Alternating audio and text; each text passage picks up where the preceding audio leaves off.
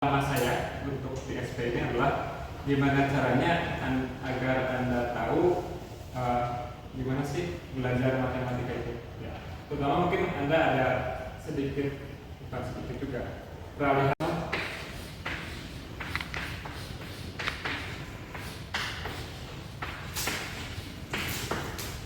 Ini mitos? Tidak, sayangnya ini sesuatu yang benar. Ya. Matematika itu sulit, ya, untuk siapapun juga. Ya. Jadi ini enggak salah, ya. Jadi ini sesuatu hal yang benar dan karenanya kita perlu mencari cara bagaimana kita bisa mengatasinya. Hal yang kedua adalah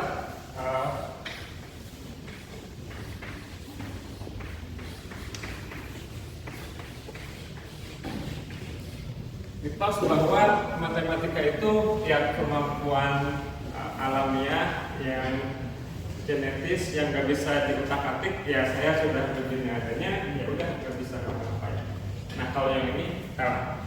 Ya. Anda bisa memperbaiki kemampuan matematika Anda. Ya. Tentunya karena matematikanya susah, ya untuk memperbaikinya perlu usaha. Nah, belajar matematika itu mungkin kurang lebih analoginya mirip-mirip kayak Anda lifting gitu ya, ke gym gitu. Anda nggak bisa langsung angkat yang berat. Jadi ya kita tahu bahwa ini sulit gitu, tapi kalau Anda misalkan berharap bahwa Anda langsung harus bisa nyampe di level tertentu, nggak bisa. Jadi Anda perlu investasi, ya, perlu investasi untuk bisa mengatasi hal itu dan juga untuk bisa improve kemampuan matematika Anda. Nah, nanti kita akan ada PR. Nah, biasanya kan kalau PR itu seringkali, bukan seringkali, karena selalu begitu bahwa Anda dituntut untuk menjawab dengan benar. Dan yang saya amati adalah mahasiswa itu enggak menginvestasikan waktu dengan cukup untuk mencoba suatu soal. Jadi Anda harus selalu ingat bahwa kalau misalkan Anda enggak right away tahu cara mengerjakannya, normal, gitu. Sangat-sangat normal. Nah jadi nanti untuk PR Anda bisa dapat poin meskipun Anda tidak menyelesaikannya dengan benar, dan Anda bisa mendapat poin 70% dari nilai total asal untuk setiap soal Anda minimal mengerjakannya selama 1 jam, dan Anda harus tuliskan journaling apa yang Anda lakukan dalam 1 jam itu. Dan tentunya enggak saya bengong, kosong, bengong. Anda harus mencoba mengerjakan sesuatu. Nah, seringkali dalam permasalahan matematika itu kalau kita punya suatu soal yang sulit, yang dilakukan adalah Anda ubah soalnya. Ya memang ini bukan soal yang ditanyakan, tapi ini ada kaitannya dengan soal yang ditanyakan. Mungkin kalau saya tahu soal yang lebih mudah, kalau saya bisa mengerjakannya ini, mungkin saya juga bisa tahu soal yang sesungguhnya. Jadi kalau Anda punya soal yang sulit, ubah soalnya supaya jadi mudah. Anda kerjakan. Kalau sudah dapat, ya Anda naikkan ke level atau tanyakan lagi soalan yang lain yang lebih mirip ke soal yang sesungguhnya. Oke. Kemudian di kelas saya, Anda tidak usah bicara, bahasanya tidak usah, jangan bicara. Anda jangan tidak boleh bicara. Nanti ada salah satu dari Anda saja yang memfoto, gitu, kemudian share ke yang lain. Ya. Nah, karena yang diharapkan itu adalah Anda nangkep idenya, bukan kalimat per kalimat yang saya sampaikan. Anda yang mencatat boleh, bagus, tapi Anda harus mencatatnya berdasarkan ide yang Anda tangkap dan misalkan dari screenshot di papan tulis itu silakan, karena ada beberapa hal yang mungkin tidak saya ucapkan, ya. Anda harus bisa merecover semua hal. Malah kalau bisa sih jangan melihat sama sekali. Jadi Anda melihat sedikit aja, bagian utamanya apa, kemudian Anda coba melengkapi apa yang disampaikan di papan tulis dengan menggunakan bahasa Anda sendiri. Karena setelah Anda bisa menggunakan bahasa sendiri, menjelaskan apa yang dijelaskan, pengetahuan itu barulah jadi milik Anda. Selama Anda terlalu mengandalkan orang lain, ini tulisnya seperti apa, ya belum menjadi milik Anda. Anda harus mencatatnya sendiri. Ya, kameramen kita ganti, kasihan. Saya jadi kameramen berikutnya. Boleh. Oke. Oke, jadi gitu ya. Kita biar senang-senang, nggak usah nulis. Oke, yang pertama kita akan membahas di buku itu bukti itu sudah ada yang temunya. Jadi ada persoalan bahwa kalau kita punya papan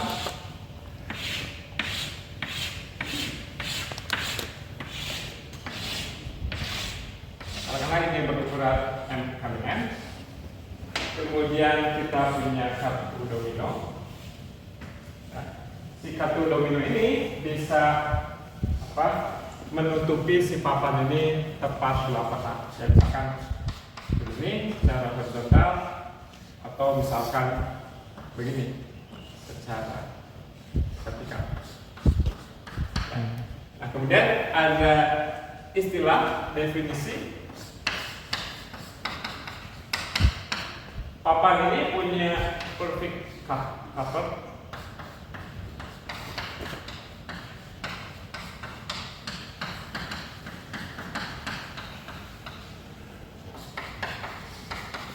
Kalau bisa ditutupi dengan sempurna, ini juga dengan menggunakan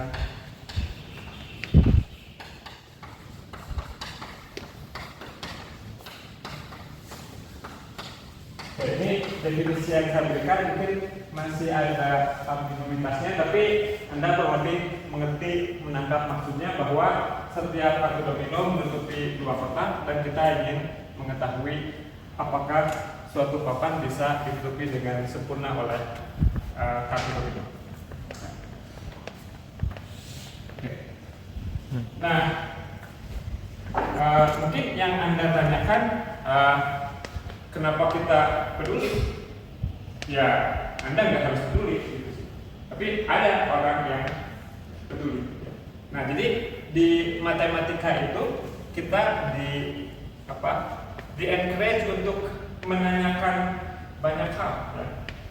Nah, hal yang nanti akan Anda terapkan ketika Anda lulus dari prodi matematika adalah kemampuan Anda untuk problem solving, berpikir kritis, kemudian mempertanyakan banyak hal. Itulah yang nanti akan Anda gunakan, ya. Kalkulus lah, ale lah, alin lah, Anda nggak akan Anda pakai, ya. Akan. Jadi makanya agar Anda betul-betul bisa menerapkan matematik, Anda bagaimana Anda bekerja keras. Ya, ini salah satu yang saya amati adalah bahwa orang matematik bekerja, mostly mereka punya grit yang ini, motor mereka itu. Ini udah tahu susah gitu, tapi dia ya kadang-kadang delusional juga gitu. Kayaknya bisa tinggal sedikit lagi, ini ngapain? Nah, bayangkan kalau Anda punya determination seperti itu ketika mengerjakan problem apapun yang nanti Anda punya nanti, ya. Itulah yang akan Anda bawa terus. Ini apakah cara mengcover ini? Ya, akan pakai. Ya. Nah, jadi ini problem mungkin nggak menarik untuk setiap orang, ya. Tapi ada orang yang tertarik dengan masalah ini. Anda juga nanti punya masalah sendiri yang Anda tertarik, dan matematika mungkin bisa membantu Anda untuk memecahkan masalah itu. Ya. Jadi misalkan pertanyaan yang bisa diajukan, soalnya papan 3 kali 5 kan punya konflik apa ya?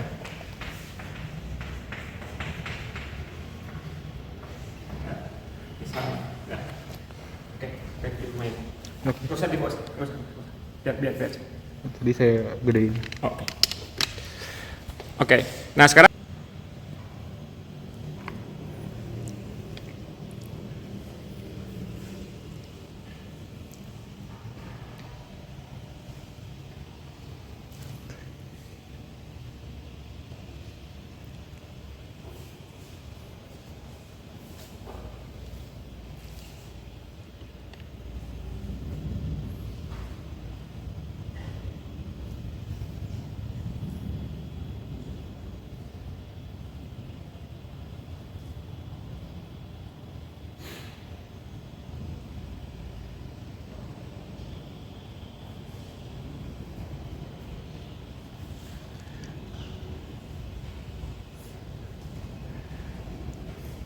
ya, Anda kan hanya ingin mendapatkan feeling dari situasi ketika salah satu atau dua-duanya di antara M dan N genap ya. Anda coba beberapa untuk ukuran yang kecil, kemudian Anda mencoba untuk menduga secara umum seperti apa.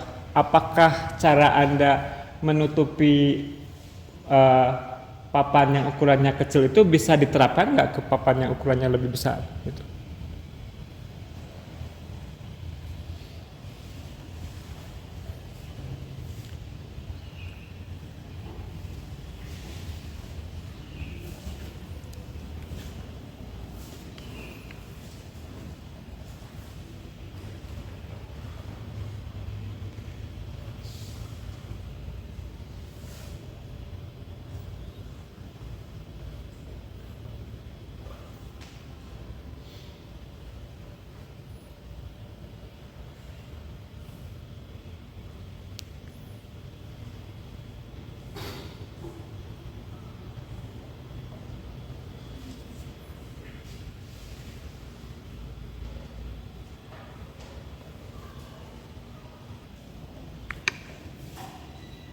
Enggak, udah nyoba ukuran berapa kali berapa?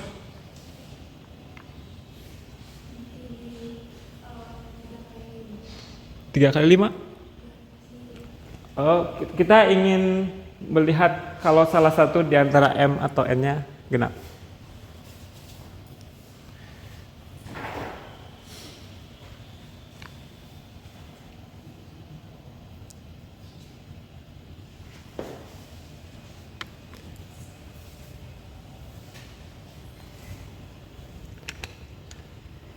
Jangan besar-besar, makanya lama ngewarnainnya.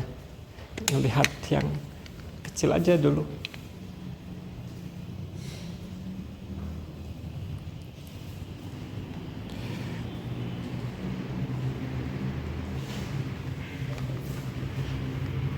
Wah, terlalu besar enggak?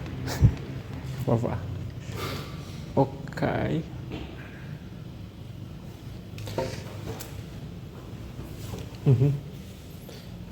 Ini berapa? Kalau udah ketutup gini nggak boleh ditutup lagi gini gitu maksudnya. Saya coba pakai yang kalau ini semua atau ini. Oh, oke. Jadi itu ada dua cara gitu ya.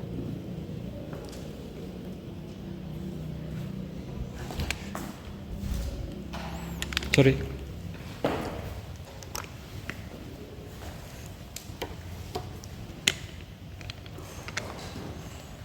Jadi kalau misalnya ini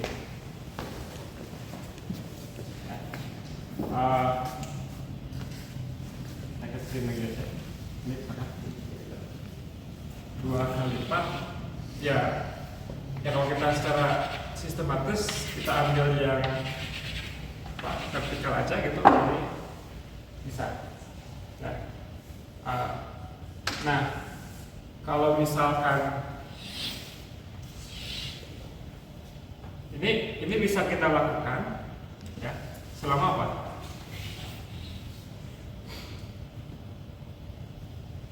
Kalau kita nambah sini lagi, 1 unit lagi masih bisa nggak? Bisa gitu. Kalau kita nambah 1 unit lagi gini, masih bisa melakukan hal yang sama nggak? Enggak ya. Jadi asalkan yang sebelah sininya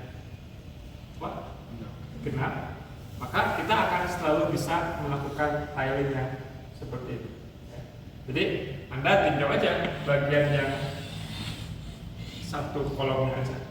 Karena ini genap, berarti dia bisa kita tutupi. Nah sekarang ada berapa kolom pun, karena satu kolomnya sudah bisa kita lakukan, maka ada 100 kolom pun nggak masalah. Ya. Dengan cara yang serupa, kalau misalkan kesananya yang genap, ya kita tilingnya horizontal aja. Ya. Maka satu barisnya akan ditutupi dengan sempurna oleh satu domain. Sekarang berapa baris pun kita punya akan selalu bisa kita lakukan. Nah, idenya seperti itu. Cara Anda menuliskan dan menyampaikannya, tugas Anda untuk membuat orang lain yakin. Nanti lagi-lagi di kerjaan Anda adalah Anda ingin menawarkan suatu solusi dan Anda ingin meyakinkan bos Anda ingin meyakinkan kolega Anda. Nah, dengan belajar matematika ini, Anda belajar untuk mengantisipasi keberatan-keberatan apa saja yang mungkin akan muncul dari orang yang membaca solusi Anda. Anda sudah mengantisipasinya, Anda sudah mempersiapkan, sudah dituliskan semua argumennya, semua keberatan-keberatan sudah di counter di situ.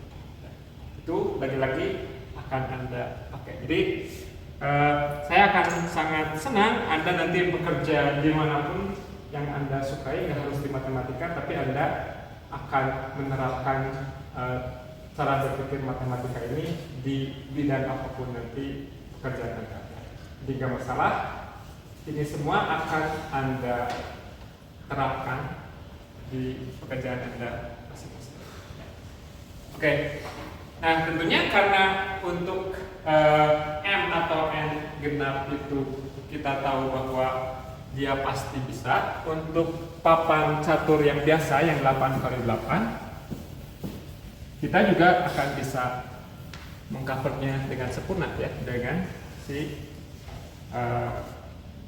satu domino. Sehingga kalau kita punya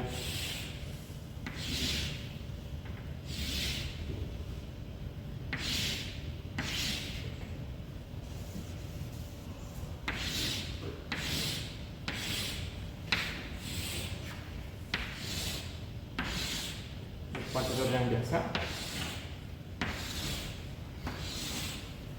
kita tahu ini punya perfect cover ya. Nah, hal yang bisa ditanyakan misalnya adalah ada berapa banyak cara untuk melakukan perfect cover dari papan berukuran 8x8 dan ini ya merupakan pertanyaan yang sudah dijawab oleh matematikawan di tahun 1960-an sebelum ada komputer. Ya, entah gimana argumennya, tapi mereka bisa menunjukkan bahwa banyaknya perfect cover untuk papan tulis papan satu berukuran 8x8 itu lebih dari 12 juta perfect cover. Ya. Nah, lagi-lagi ini adalah sebuah pertanyaan yang alamiah. Kalau kita bisa melakukannya dalam beberapa cara, ya, kita bisa melakukannya. Nah, di dalam matematika itu sedapat mungkin kita ingin mengetahui dengan sempurna permasalahan yang kita punya. Ya, jadi misalkan ini sudah ada satu cover, kita nggak puas begitu saja ya. Ada berapa banyak? Adakah perfect cover yang dengan kriteria A, dengan kriteria B, dan lain sebagainya. Ya. Nah kemudian kita utak-atik, kita tanyakan gimana kalau kita potong dua kotak yang di sini ya. Apakah bisa kita tutup dengan spuna dengan papan satu ya. Ya tentunya mungkin, nah ini yang yang seperti ini tuh Anda mungkin perlu berjam-jam dulu gitu untuk sampai pada akhirnya membuat Anda ragu, ini jangan-jangan nggak ada gitu ya. Jadi seringkali untuk masalah yang terbuka Anda mengambil posisi tertentu dulu ya. Misalkan di sini kan pertanyaannya apakah ada perfect cover. Anda mungkin nggak bisa ngebayangin gimana caranya untuk menunjukkan bahwa nggak ada perfect cover ya. Kalau nunjukin ada ya tinggal dilakukan ya. Tapi untuk menunjukin nggak ada gimana caranya ya. Jadi tentunya mungkin yang alamiah yang Anda lakukan untuk menjawab persoalan ini adalah Anda nyoba-nyoba ya. Setelah beberapa kali nyoba-nyoba mungkin Anda menjadi mulai ragu jangan-jangan nggak ada ya. Oke, mungkin ini untuk 8x8 versinya terlalu besar, mungkin untuk nyoba-nyoba Anda berpikir ini ada terlalu besar, gitu. Nah kalau kita perkecil ukurannya sambil kita mencoba mempertahankan beberapa hal yang dimiliki oleh papan ini. Misalkan ini adalah papan berukuran 8x8 ya. Oh ini Anda pikir ini genap, mungkin Anda bisa nyoba kalau 4x4 gimana ya. 4x4 ya, dua ujungnya Anda potong ya. Oke, Anda coba mengeksplorasi ini apakah ada perfect cover untuk papan 4x4 yang dibolongi seperti ini ya. Silakan dicoba-coba.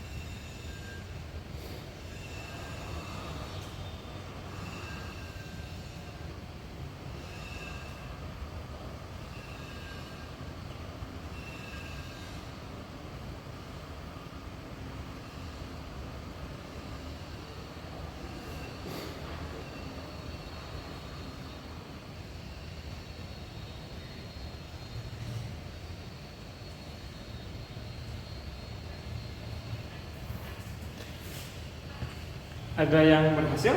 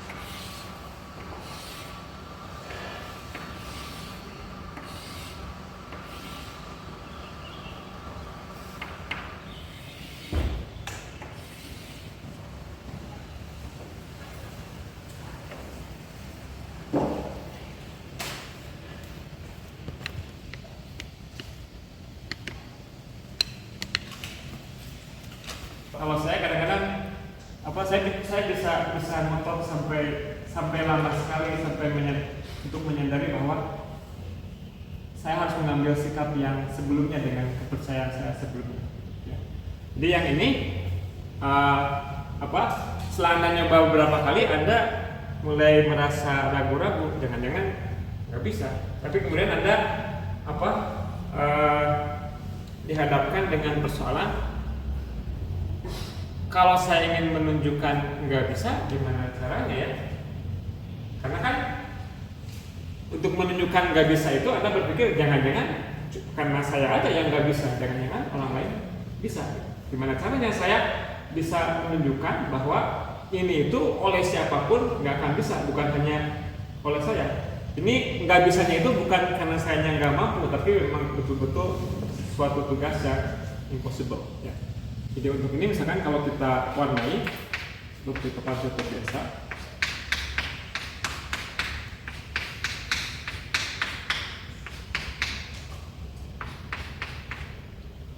oke. Yang hitamnya ada berapa banyak? Apa? Yang putihnya? Nah, oke. Nah sekarang kalau Anda punya domino, maka Anda cuma bisa menempatkannya secara vertikal atau horizontal. Ya. Jadi dia akan begini atau begini. Ya. Apa yang Anda amati tentang papan yang ditutupi oleh satu buah kartu domino ini, baik secara horizontal ataupun secara vertikal? Gimana? Satu kartu domino selalu menutupi tepat satu kotak hitam dan satu kotak putih. Ya. Nah sekarang kalau kita ingin menutupi semuanya perlu berapa kartu domino? Ini ada berapa kotak? 16 dikurangi 2, 14 kotak ya. Berarti perlu berapa kartu domino? 7 kartu. Ya. Oke. Tapi kalau kita berhasil menutupi dengan 7 kartu, dia akan menutupi berapa kotak hitam dan berapa kotak putih? Dia akan menutupi 7 kotak hitam dan 7 kotak putih. Sedangkan kita punyanya 8 kotak hitam dan 6 kotak putih. Jadi mau siapapun yang nyoba nggak akan bisa. Atau Anda bisa berpikir secara induktif. Jadi misalkan simpan atau tutup dengan kartu pertama.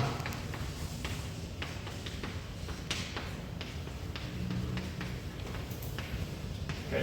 Maka ini mula-mulanya ada ini kan, mula-mulanya ada 8 kotak hitam dan 6 kotak putih. Setelah ditutupi dengan kartu pertama, sisanya tinggal yang ini jadi 7, kemudian yang putihnya jadi 5. Kemudian dengan kartu kedua tinggal ininya 6, yang putihnya 4, dan selanjutnya sampai yang terakhir Anda punya hitam dua-duanya.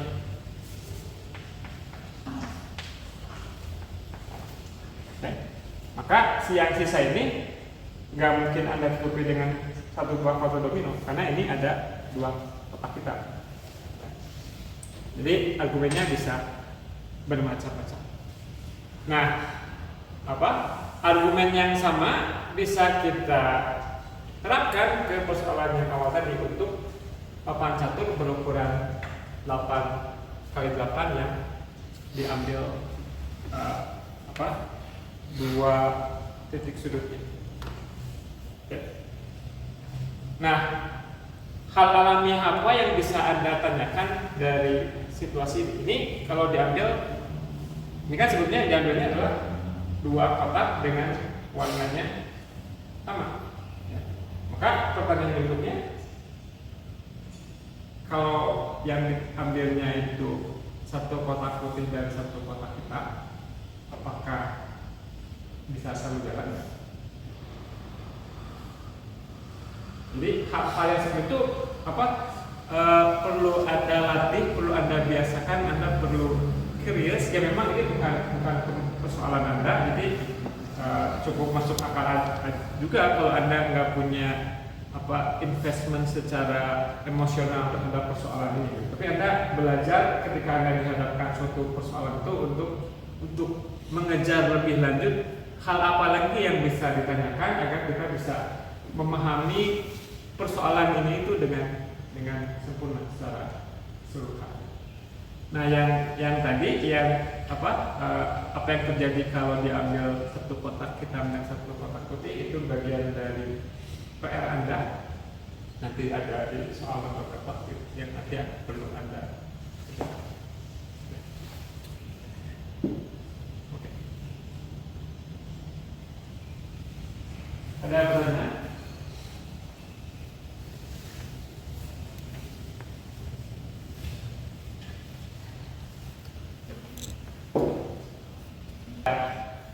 Tertarik untuk memecahkan persoalan ini buat apa gitu ya? Tapi misalkan Anda ingin melakukan pengubinan pada suatu ruangan, ya.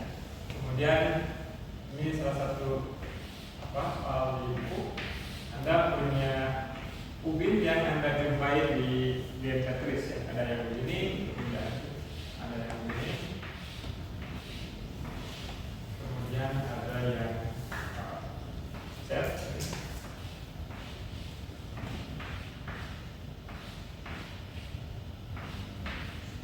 kemudian ada L,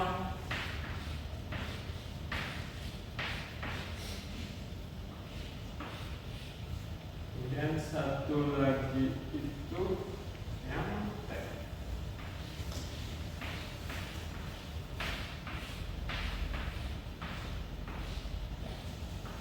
Nah, permasalahan yang tadi bisa ditanyakan untuk ubin yang semacam ini. Misalkan ada di salah satu soal yang akan jadi soal kelompok adalah misalkan kapan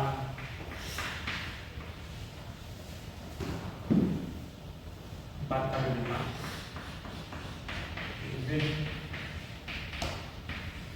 dengan bentuk di atas.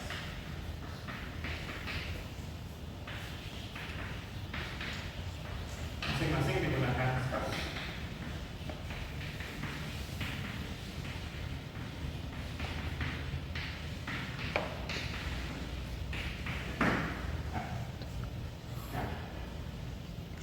Kemudian ada bagian B, bagian berikutnya di soal menanyakan gimana kalau ukurannya 8 kali 5.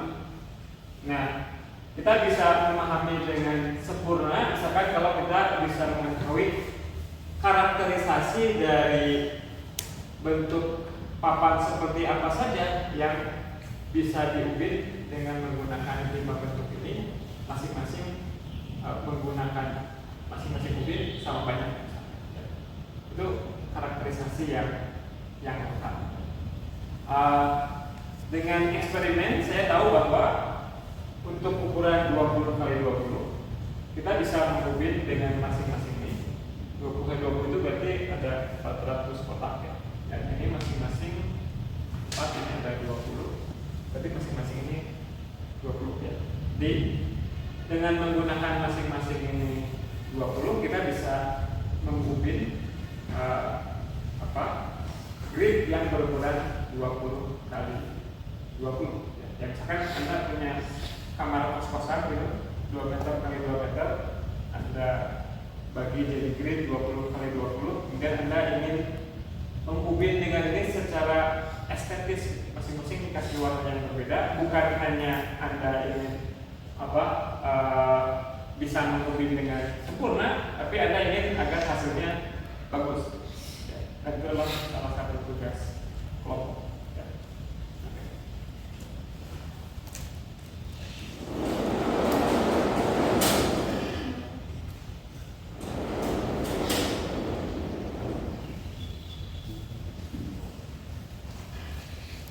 Oke, kita lanjutkan dengan istilah-istilah yang ada di matematik. Ada beberapa hal. Misalkan ada istilah teorema,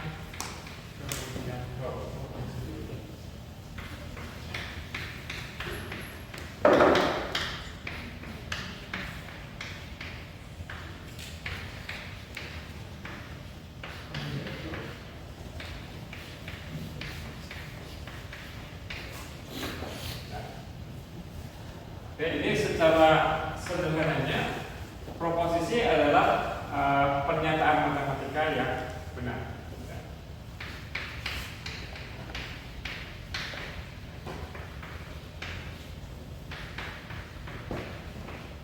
Kemudian apa bedanya dengan teorema?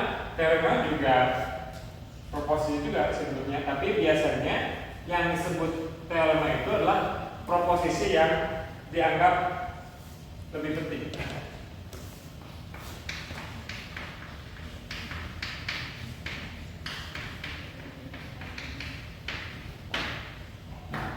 Kalau lemma apa?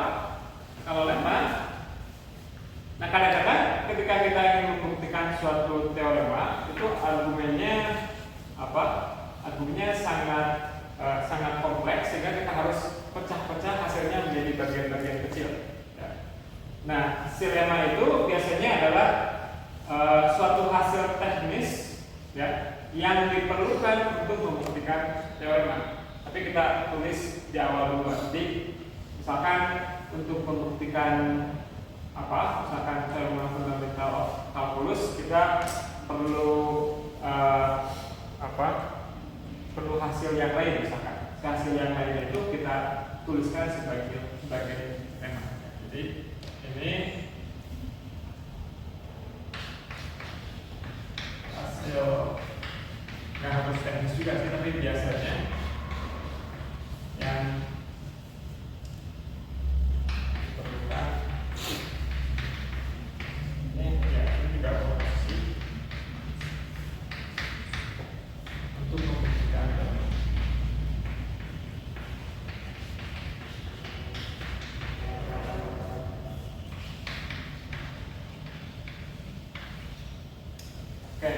konjektur dugaan bahwa sesuatu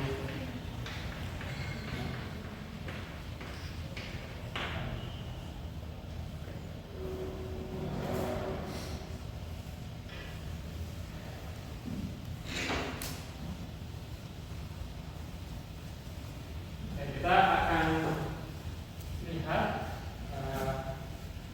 suatu permasalahan di mana kita pada lingkaran kita diberikan n titik, misalkan diberikan 2 titik, kita tentukan.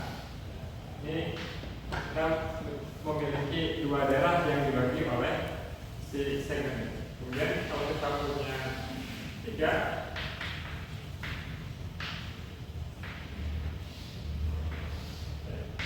ini ada 1, 2, 4.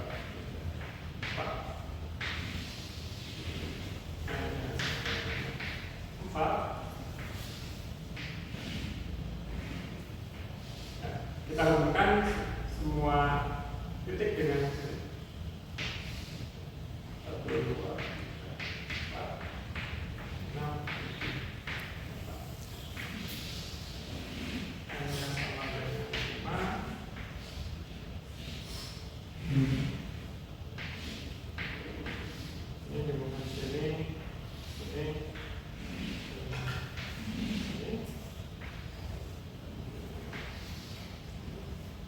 4, 4, 4, 4, 1, 2, 5, 6, 7, 8, 9, 10, 11, 12, 13,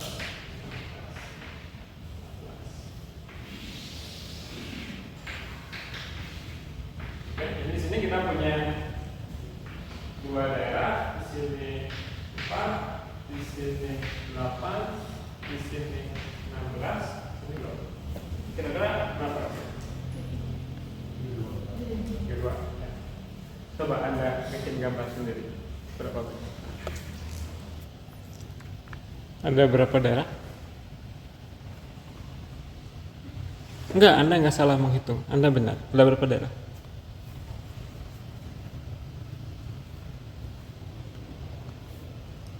Berapa? Tadi saya sudah mendengar ada yang menyampaikan.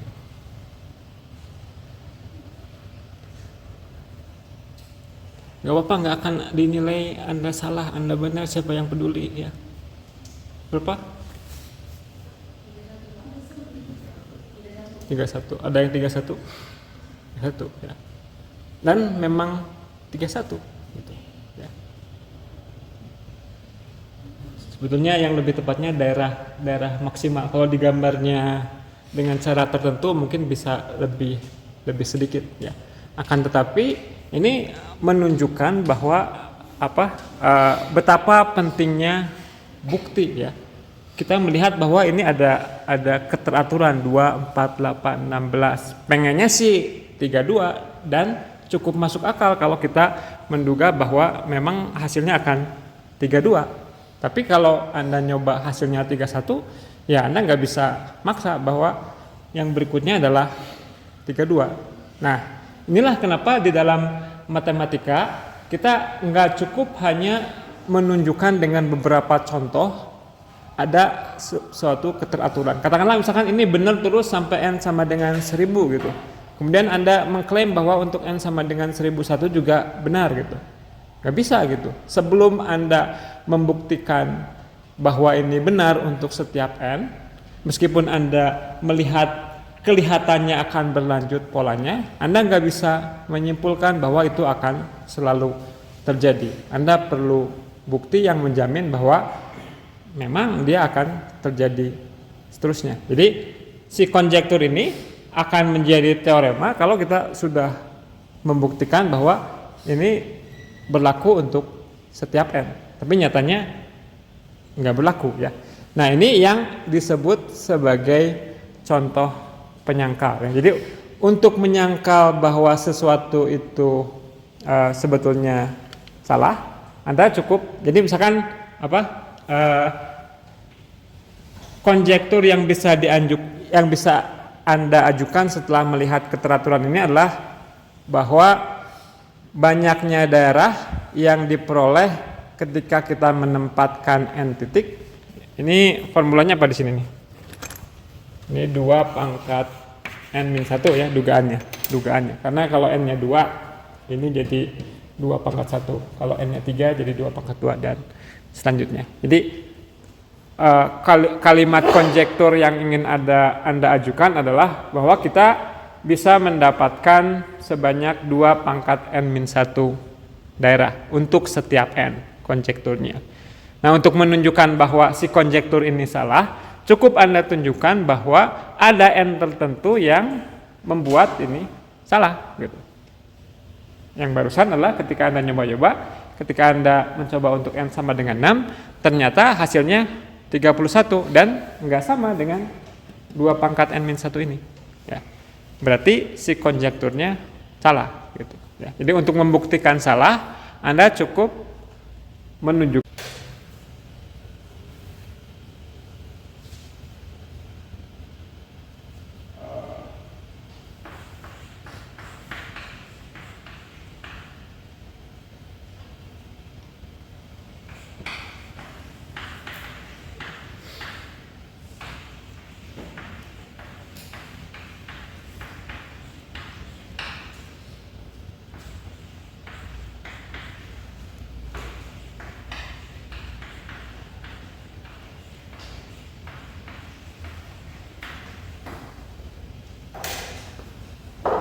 Oke, ya mungkin ini apa proposisi yang tidak terlalu mengejutkan, tapi kita lihat pernyataan lain yang lebih mengejutkan. Jadi ini saya bilang bahwa di kelas 14 SP ini ada 3 orang. Di sini tuh ada 3 orang, maksudnya sedikitnya ada 3 orang ya, yang lahir di bulan yang sama. Menurut apa yang saya ketahui ada 34 mahasiswa yang ambil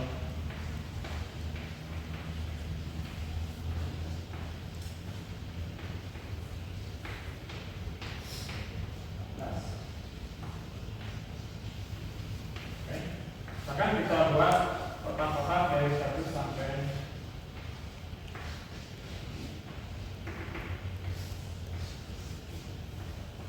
12. Setiap saya ngambil seorang nama mahasiswa, kemudian saya lihat dia lahir di bulan Januari, kita masukkan A lahir Januari. Jadi setiap orang akan saya masukkan ke.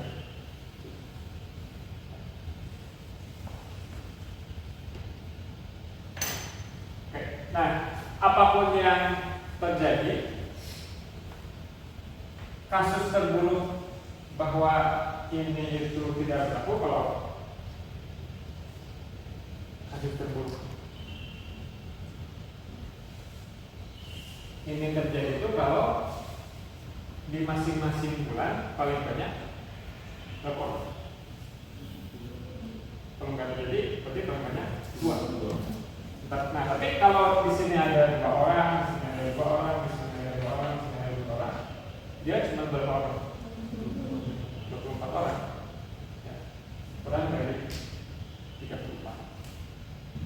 Berarti pasti akan ada yang 3 atau lebih dalam satu kotak ini. Nah, di buku teks, misalkan penerapannya di kota Sacramento setidaknya ada 3 orang yang tidak gundul yang banyak rambutnya sama. Ya, di Bandung apalagi lebih banyak. Gimana cara melihat argumennya? Karena banyaknya rambut itu ya ini tentunya fakta yang kita ambil bukan dari matematika tapi dari tempat lain, bahwa banyaknya rambut itu tidak ada yang lebih dari 200.000 helai. Jadi kalau misalkan kita punya jadi Anda bisa buat yang seperti ini ya. Anda tuliskan orang yang banyak rambutnya 1, 2, 3 sampai 200.000 gitu. Kalau Anda punya 200.000 plus 1 orang, pasti akan ada 2 orang yang banyak rambutnya persis sama. Nah, ini diformalkan sebagai prinsip saran rotasi. Pigeonhole principle.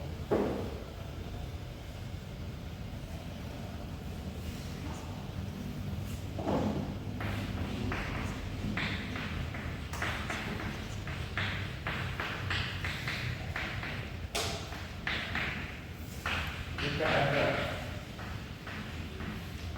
antara satu merpati dan Anda,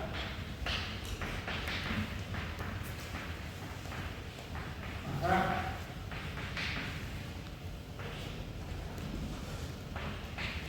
setidaknya ada 2 merpati dalam tangan.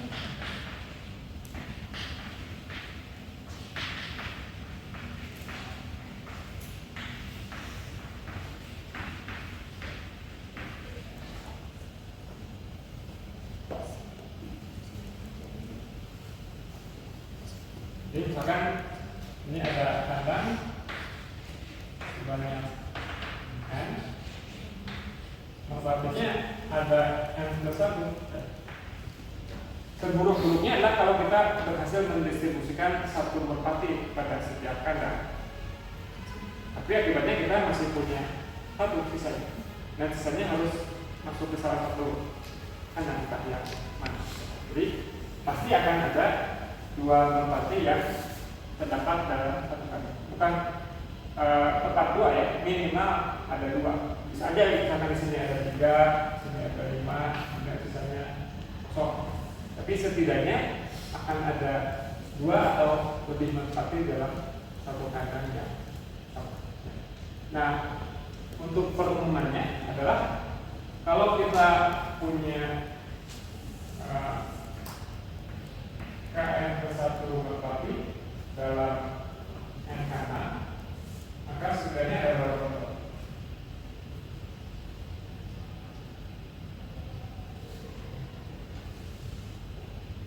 Kalau kita mencoba mendistribusikan dengan uniform sebanyak ini ke dalam sini, masing-masing berapa?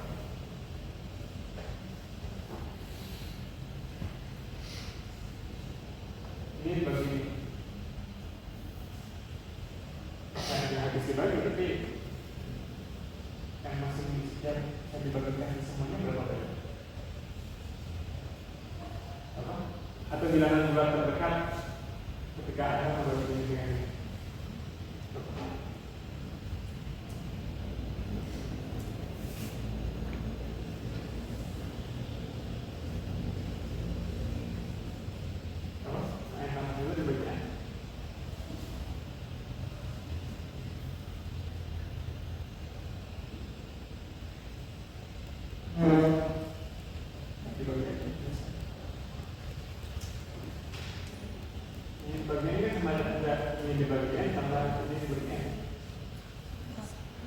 Jadi rasanya berapa? Meningkat kan? Oke. Jadi kalau kita distribusikan masing-masing ke sini sebanyak K, dia hanya totalnya sebanyak berapa? KN. Pasti harus ada satu lagi yang di suatu kotak di sini. Tapi pasti akan ada berapa minimal?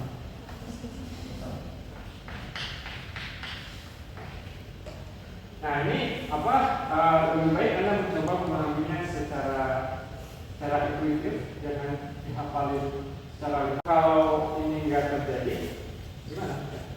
Situasi yang terburuk kalau ini nggak terjadi adalah ketika masing-masing kandang hanya memuat buah merpati maksimal.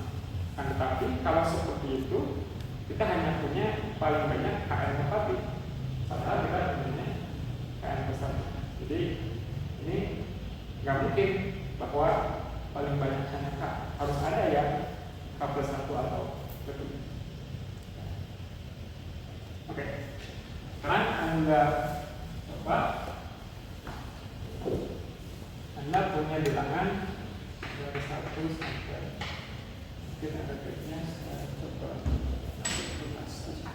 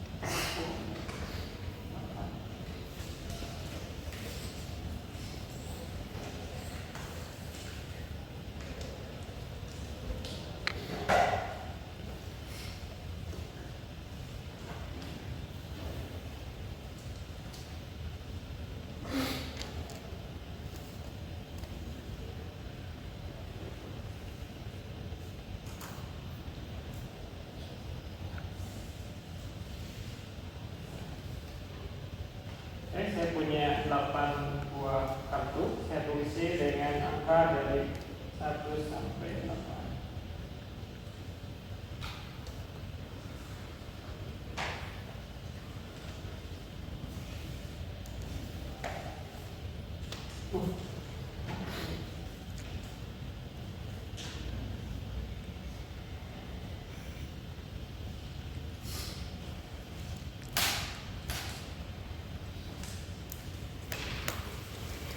Oke, saya shuffle.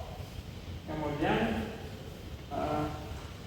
saya akan berikan sembarang 5 buah kartu ke Anda. Anda boleh 3, 4, 5. Saya klaim bahwa akan ada setidaknya 2 di antara kartu itu yang kalau dijumlahkan hasilnya adalah 9. Benar nggak?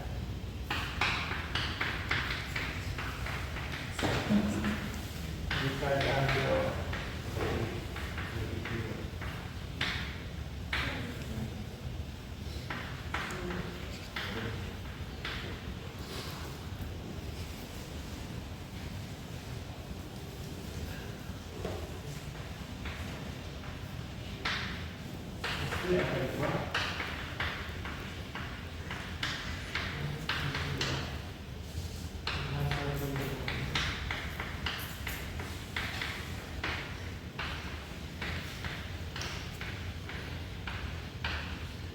kamu nggak? Ya. Berapa dan berapa?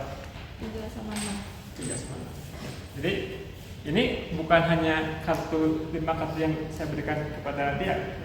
Kalau Anda ambil sembarang manapun 5 kartu pasti akan ada yang seperti itu. Coba Anda memikirkan dengan menggunakan si prinsip cara kalkulasi. Coba. Oke, mungkin sebelumnya ini kita lihat versi sekarang kalkulasi yang lebih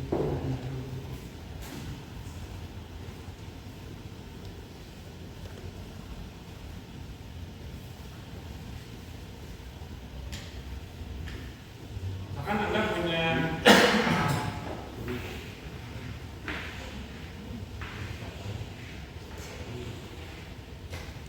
3 pasang kaos kaki. Ini warnanya merah, biru, hijau.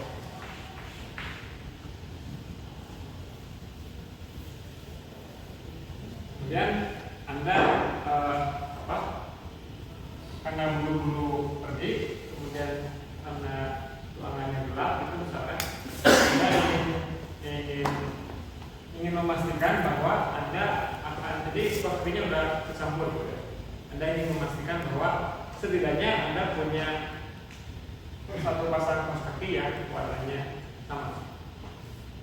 Berapa minimal kaos kaki yang harus Anda ada? Agar Anda yakin pasti setidaknya akan ada yang warnanya sama.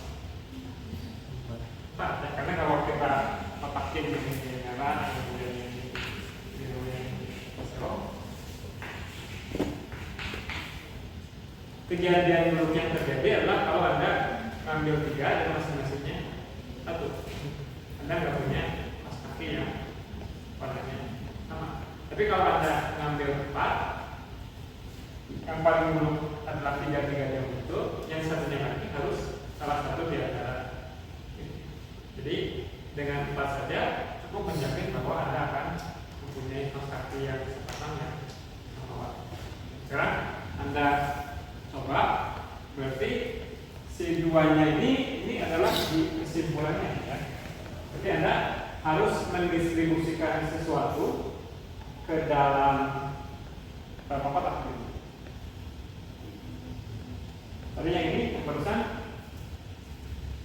Anda punya 4 didistribusikan ke dalam 3 kotak ya. Berarti yang ini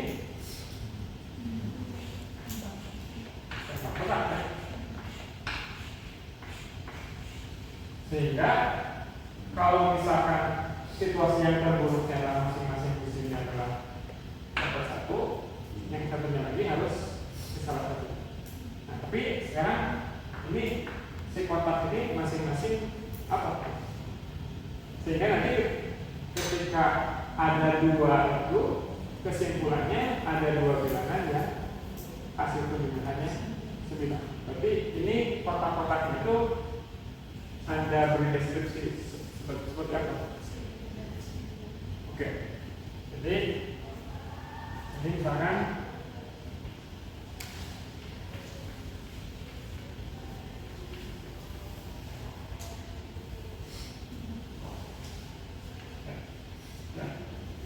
jadi di antara 1 sampai 8 ini Anda bilang bahwa kalau Anda dapat angka 1 masuk ke sini.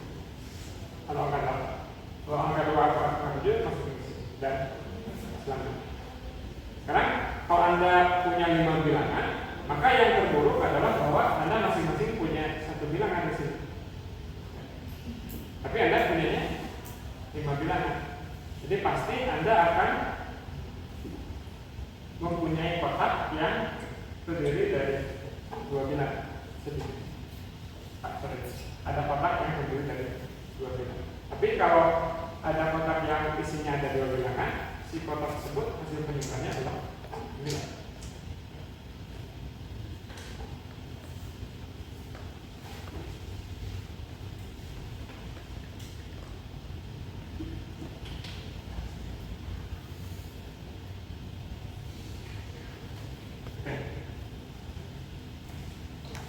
Selanjutnya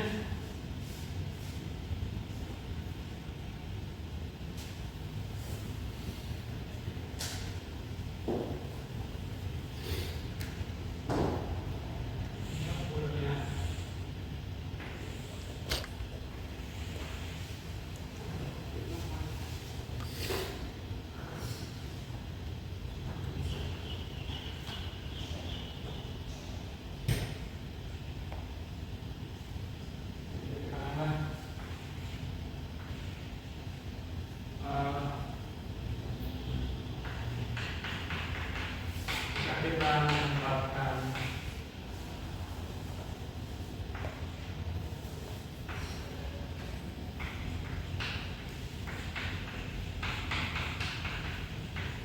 titik di dalam persegi.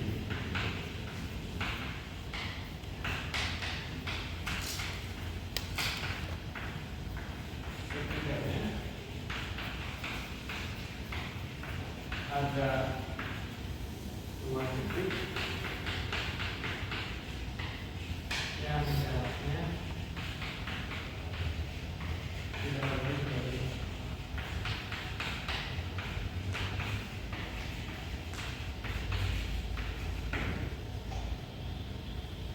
jadi Anda harus mencari apa si tempatnya, apa si tandanya.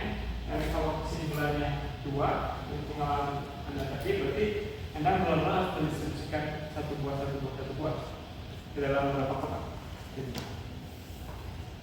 Kalau tadi ini kita punya 5 agar kita bisa membuat yang berada di dalam kotak yang sama.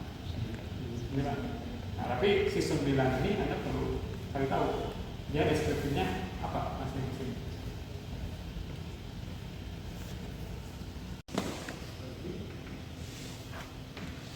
Masing-masing ukurannya 1x1 gitu. Si pigeonhole principle simpulannya apa?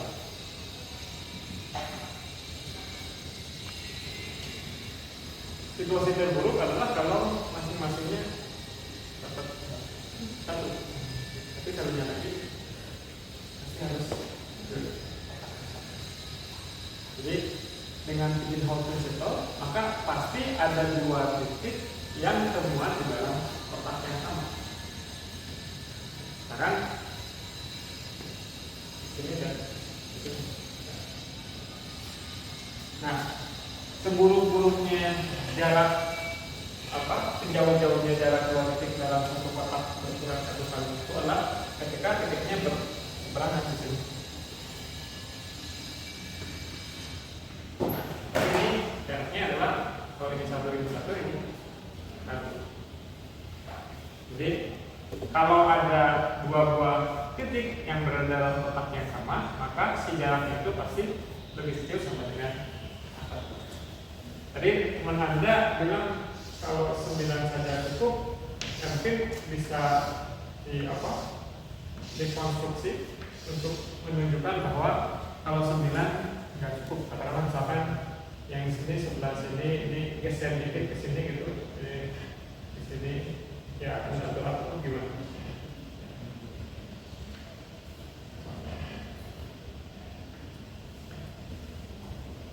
Oke, ini bisa apa? kita bisa atur sehingga jaraknya itu di antara dua titik itu akan lebih dari atau dua kalau hanya punya 9 saja. Tapi kalau 10 mau nggak mau pasti akan ada satu kotak yang sedikitnya memuat 2 titik. Tapi kalau ada satu kotak isinya 2 titik, si kedua titik tersebut jaraknya akan lebih dari 1.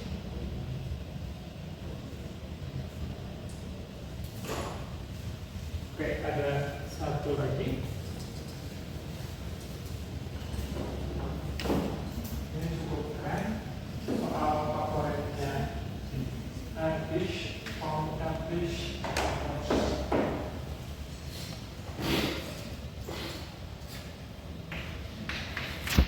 Jika kita pilih satu bilangan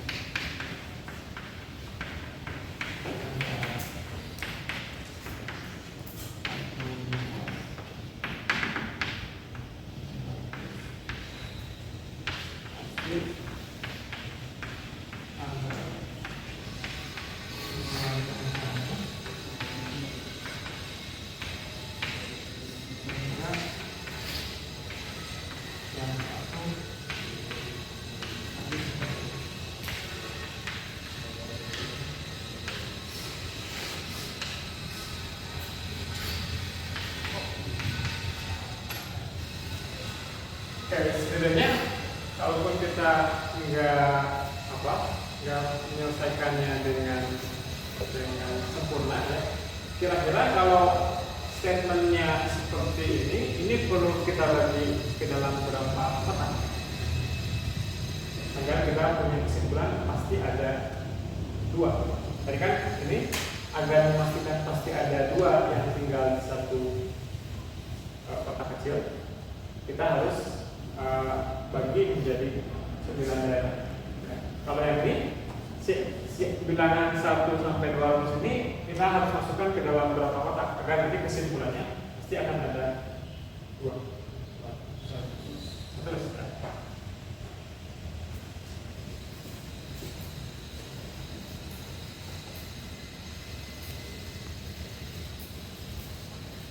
perlu 100 kotak.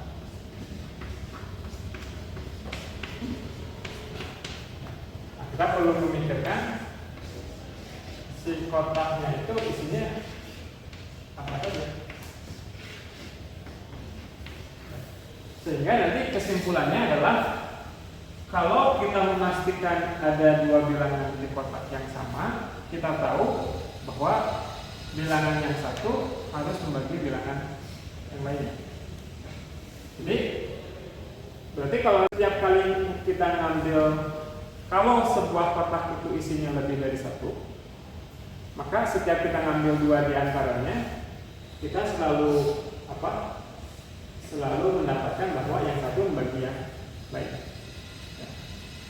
Oke, mungkin kita coba untuk bilangan yang lebih kecil. Nah, ini kayak 200 itu kayaknya kalau kita mau eksperimen itu udah ada ini 200 nih kebanyakan, jadi gimana ini ya. Itu sama-sama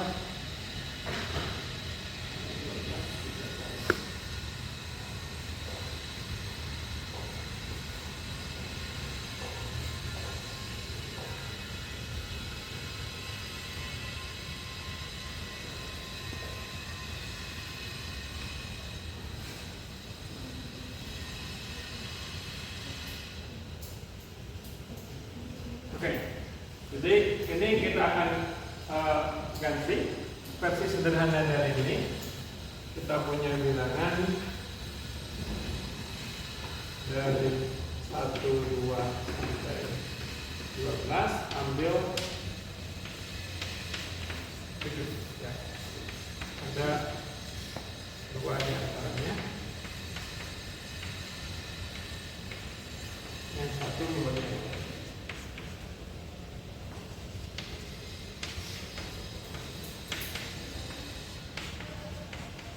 Oke, jadi kita perlu 6 kotak.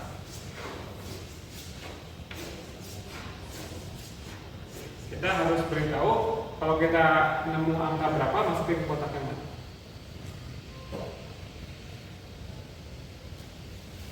Coba Anda bereksperimen, ambil, kalau misalkan saya punya angka 7, ya, punya angka 7, kira-kira ada nggak bilangan lain yang dari yang kelipatan 7? Enggak, ya. Tapi si angka 7 ini isinya harus dia sendiri. Karena kalau misalkan kita menggunakan argumen pigeonhole tadi, dan kebetulan si kotak yang berisi 2 itu adalah di sini, yang salah satunya berisi 7, kita nggak bisa menyimpulkan bahwa yang satu membagi yang lain, karena si 7 ini itu yang membaginya cuma satu aja gitu. Dia hanya bisa dipasangkan dengan satu, tapi enggak dengan yang lain. Jadi kita coba buat si 7 ini dia sendirian. Kemudian 11 gimana? Nah juga sendirian aja. Ya. Oke, sekarang coba Anda pikirkan yang lainnya. Jadi ini berarti kalau ngambil 7 dan kebetulan kita unlucky, 2 diantaranya adalah 7 dan 11 ini, berarti kita masih punya 5 ya. Nah, kita distribusikan ini sedemikian sehingga kalau kita nemu 2 bilangan di satu kotak, kita tahu pasti yang satu membagi yang lain.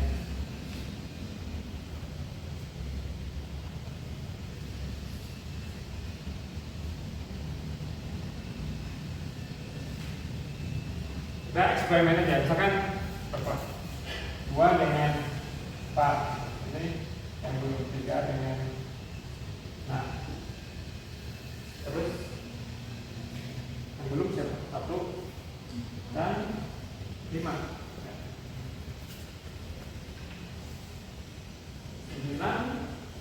10, 5 dengan 10. Kemudian tinggal 1 dan 9 ya.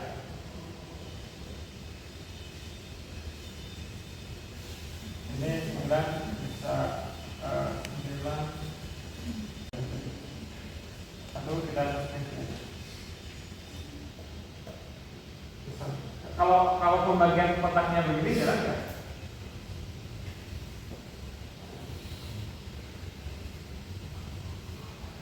Jadi misalkan kalau kita nggak rapi, kita akan mendapatkan angka 7, 11 dan 9.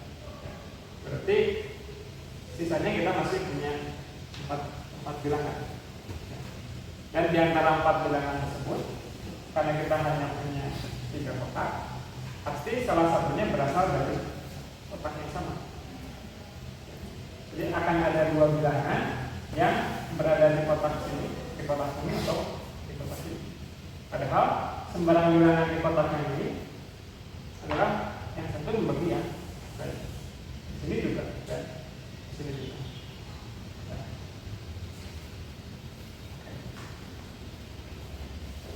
Nah, untuk kasus yang ini, yang 200 ini,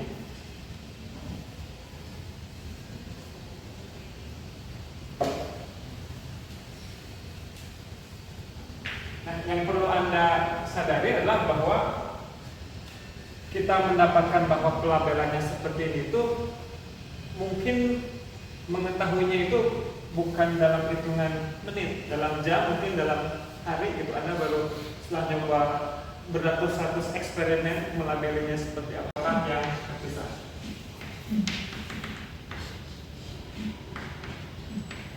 Oke.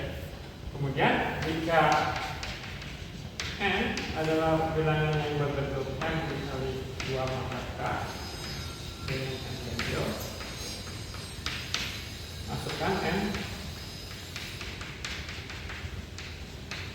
ke kotak n.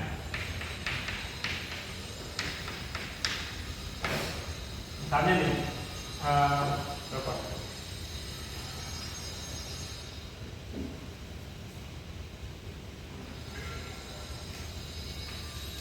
120 misalnya.